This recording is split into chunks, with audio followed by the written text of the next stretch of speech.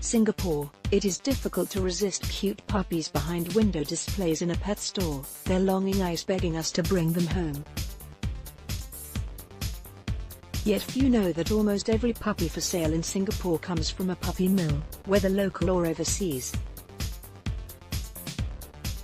They are products of a multi-million-dollar industry that has been exploiting animals for commercial gain for many decades. Hidden from the public eye, puppy mills are commercial establishments which breed puppies for sale, often intensively, on a large scale, and in appalling, cramped conditions.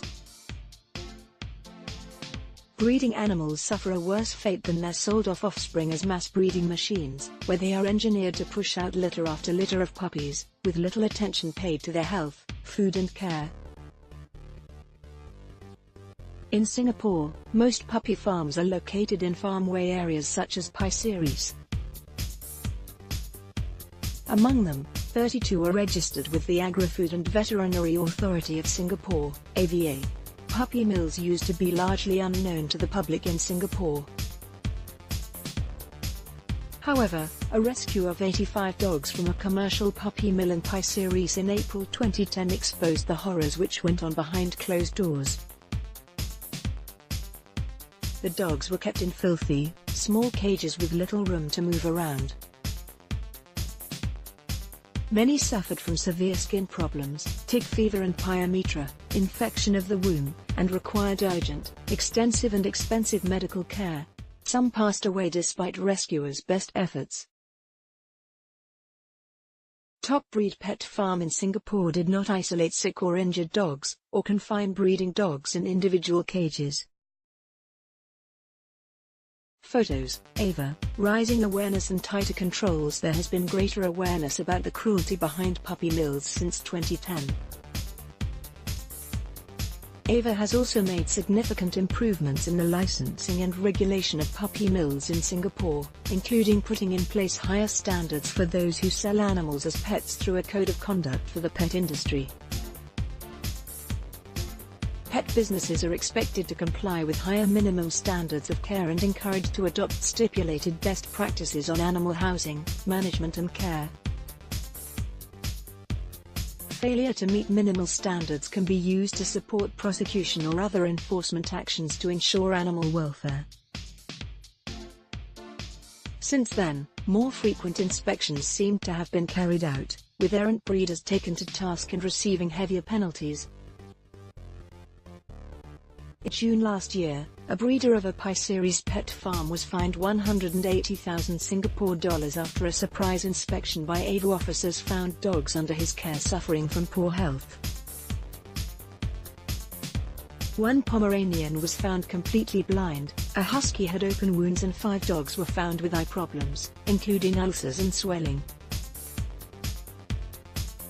It was a clear sign that AVA was serious about improving the conditions in puppy mills. Crackdowns like these may serve as cautionary tales to puppy mills, but enforcement will remain a challenge if AVA manpower continues to be limited. The situation has improved compared to a decade ago, but conditions still vary greatly from puppy mill to puppy mill. Stories of dogs found in dire conditions are also still commonplace. Just last year, SOAST Singapore rescued 8 dogs with severe untreated medical conditions. They had been sick for years and were not given adequate medical care.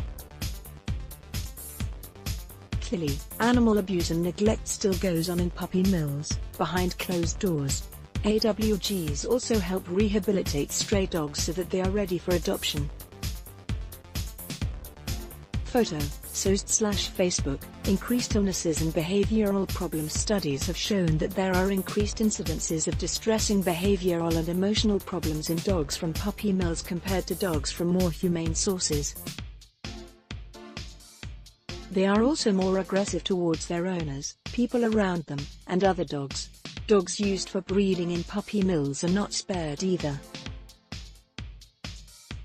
A 2011 study by the University of Pennsylvania highlighted that breeding dogs not only had worse health problems, but also exhibited more persistent and extreme behavior problems, including aggressive reactions stemming from various phobia and learning deficits.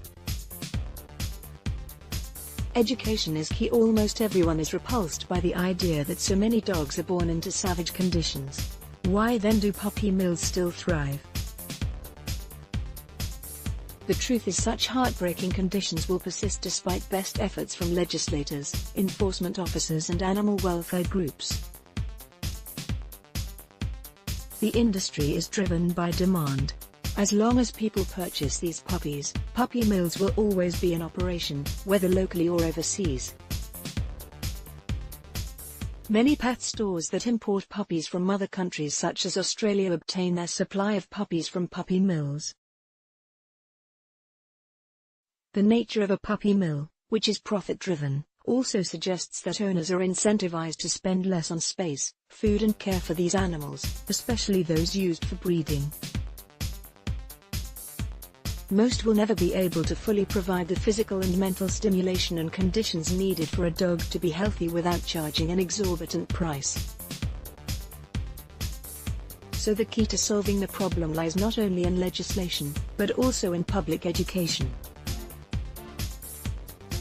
A dog looks out from a cage at a dog farm during a rescue event. Photo, AFP/Young. Education about alternatives to buying puppy mill dogs have to be more robust. More government-led and public-driven campaigns need to be conducted to further increase public awareness of conditions in the puppy mill industry. Singapore is maturing into a compassionate society.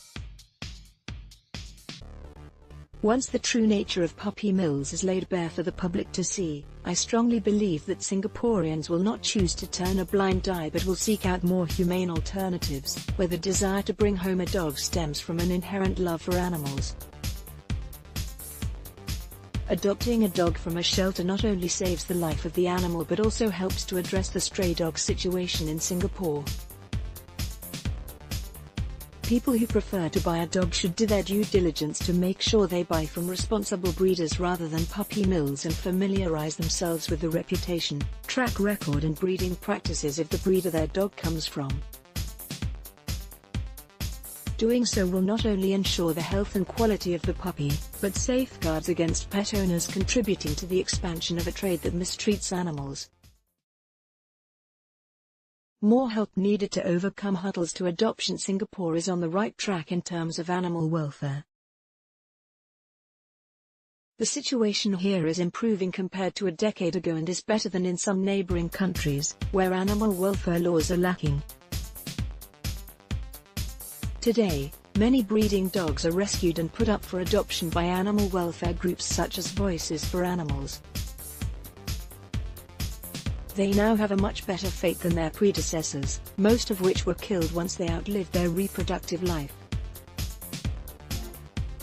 AWGs like SOAST also carry out dog adoption drives to encourage the adoption of strays and match them with suitable owners. Photo, SOAST/Facebook. However, Singaporeans still face significant roadblocks to adoption.